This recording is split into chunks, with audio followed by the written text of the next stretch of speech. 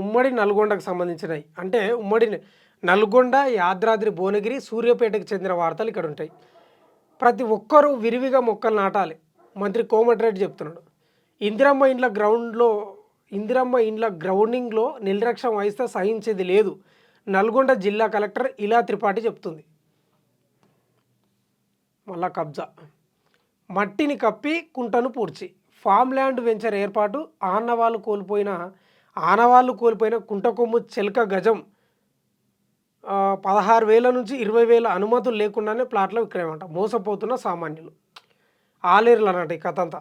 ఆలేరు పట్టణంలోని survey number 897లో కుంటకొమ్ము చెలక కుంట ఉందంట. ఈ కుంట వరంగల్ నుంచి హైదరాబాద్ 163 జాతీయ రహదారికి ఆనుకొని ఉండడం మూలంగా మార్కెట్లో మంచి డిమాండ్ ఉంది. దీంతో రియల్ మాఫియా కన్ను ఈ కుంట శిఖం భూమిపై పడింది.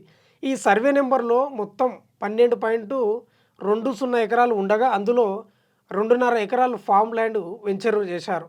రియల్ వ్యాపారులు అక్రమంగా మట్టితో పూడ్చిన కుంటను ఆనవాళ్ళు లేకుండా చేశారంట. ఎస్ఎన్ఎస్ డెవలపర్స్తో ఫ్రీ లాంచ్ చేసి అరచేతిలో వైకుంఠం చూపుతున్నారు.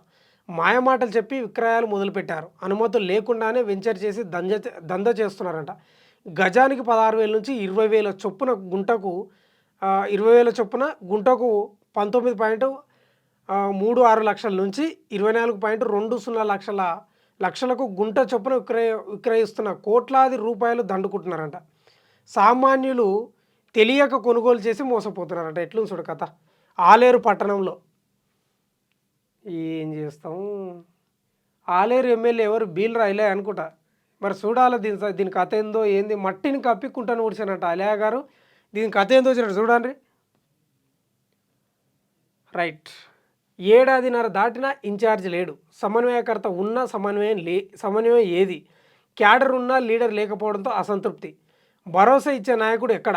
ఇలాగే ఉంటే స్థానిక ఎన్నికల్లో నష్టం తప్పదంట. కారుకు డ్రైవర్ ఎక్కడ? రాష్ట్రంలో హుజూర్ నగర్ నియోజకవర్గానికి ఒక ప్రత్యేకత ఉంది. ఉమ్మడి నల్గొండ జిల్లాలోనే కాంగ్రెస్ క్యాడర్ బలంగా ఉన్న నియోజకవర్గం అంటే అది హుజూర్ నగర్ నియోజకవర్గంలోని చెప్పుకోవచ్చు. ఇలాంటి నియోజకవర్గంలో కూడా ఉప ఎన్నికల్లో అప్పటి టీఆర్ఎస్ పార్టీ జెండా ఎగరవేసిందంటే అతిశయోక్తి కాదు. అయితే ఈ నియోజకవర్గంలో మాజీ ఎమ్మెల్యే శానంపూడి సైదిరెడ్డి విదేశీ నుంచి రావడం స్థానిక వ్యక్తి రెడ్డి సామాజిక వర్గం చెందిన స్థానిక నాయకుడు ఆదరించారు. అప్పుడు అధికారంలో టీఆర్ఎస్ పార్టీ ఉండడంతో కాంగ్రెస్ పార్టీకి తగ్గ ధీటుగా పార్టీని బలోపేతం చేశారు. కానీ ప్రస్తుతం ఆయన బీజేపీలో చేరడం, అప్పటి నుంచి హుజూర్నగర్ నియోజకవర్గం బీఆర్ఎస్ పార్టీ ఇన్ఛార్జిగా లేకపోవడంతో మండల గ్రామస్థాయి నాయకులు ఎవరికి చెప్పుకోవాలో అర్థం కాని పరిస్థితి ఉందంట. ఇది ఎక్కడ అంటే హుజూర్నగర్. మాజీ ఎమ్మెల్యే సైదిరెడ్డి ఉన్నాడు కదా, ఆయన బీజేపీలోకి పోయింది. ఇప్పుడు గతంలో ఆయన ఎమ్మెల్యేగా ఉండే ప్రజల సమస్యలు తెలుసుకుంటుండే బీఆర్ఎస్ పార్టీ తరఫున. ఇప్పుడు ఆయన బీజేపీలోకి పోయిండు. అక్కడ లీడరే లేడంట. ఏడా? హుజూర్నగర్లో ఉత్తమ్ కుమార్ రెడ్డి కాన్స్టిట్యూషన్. ఇది పరిస్థితి బాగాలేదని ఇక్కడ వార్త ఒకసారి చూసుకోవచ్చు మనం. ఇది అంటే ఇన్ఛార్జే లేడంట ఇంతవరకు. మరి ఎవరు ఏం చేస్తున్నారో అక్కడ ఏమో తెలియదు. ఇక సబ్సిడీ యూరియాను పక్కదారి పట్టించిన ముఠా అరెస్ట్. 6 నిందితులను అరెస్ట్ చేసిన పోలీసులు. కేసు ఇంకా ప్రాథమిక దశలోనే ఉందన్న డిఎస్పీ అంట.